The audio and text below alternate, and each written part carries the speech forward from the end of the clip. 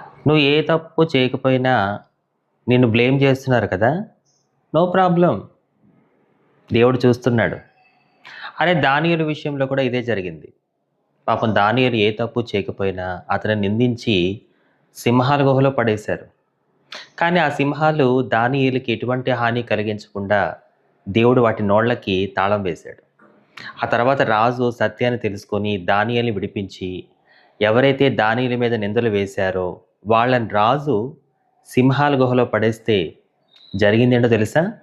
ఏ సింహాలైతే దానియేలు కోసం దేవుని భయంతో నోళ్లు మూసుకొని కూర్చున్నాయో అవే సింహాలు వాళ్ళని ఎముకల్ని సైతం పిండి చేసి పడేశాయి. కాబట్టి బాధపడకు. దానియేలు పక్షాన ఉన్న దేవుడు నీ పక్షాన కూడా ఉన్నాడు.